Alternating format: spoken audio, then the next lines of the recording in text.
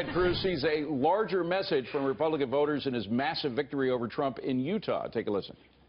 Our first path is to win 1,237 delegates before the convention, and we've got a direct path to doing so.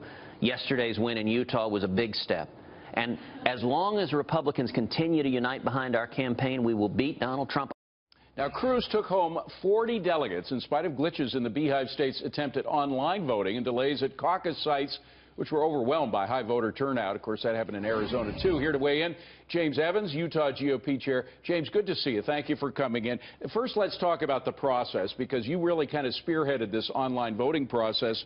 Some in the industry, in the technology industry, say it's a bad idea. Here's what Wired magazine says about it. While companies like Smartmatic, that's the one you used, I believe, may take every possible security precaution they can, it's impossible to secure the laptops, smartphones, and other personal devices that voters will use to vote online. And your response? Well, I mean, I can accept that, just like it's impossible to not have any kind of voter fraud when we have humans processing the ballots at the county clerk's offices throughout the nation. There's nothing that's 100% foolproof.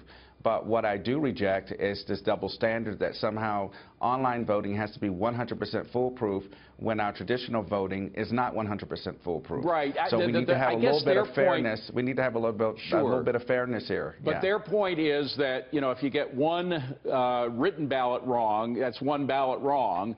Whereas in online voting, you can get a whole slew, hundreds of computers can be collected into some kind of malfunction.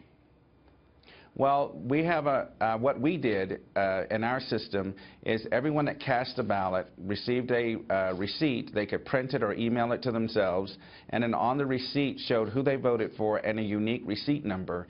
They could take that receipt number and enter it into the system at any time to verify that the person they voted for, which shows on their receipt, is the person that's showing up in the system. So every voter could verify their vote. James, let me talk about something that's a little more troubling, get you to react to it. The Drudge Report earlier today was linking to a site posting from folks who claim to have seen some very serious irregularities at some of the caucuses. Here's what one of them said.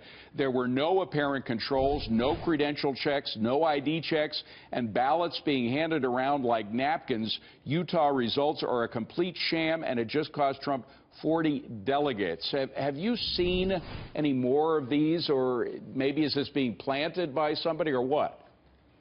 Well, this is typical presidential politics. Those who are not winning, of course, are going to have to justify why they're not winning. So what they're saying is that I would ask your viewers to measure the reputation of the citizens of Utah against a presidential campaign who's planning stories. We have a reputation of integrity. By the way, do you have any Utah. evidence that these stories were planted by a campaign? Well, I mean, that's a fair point. I mean, I'm just going to the most likely source.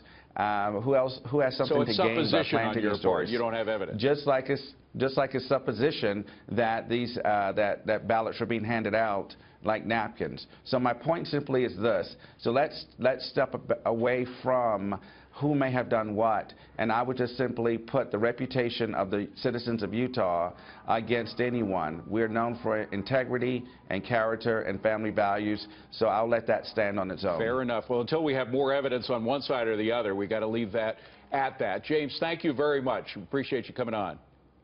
Thank you.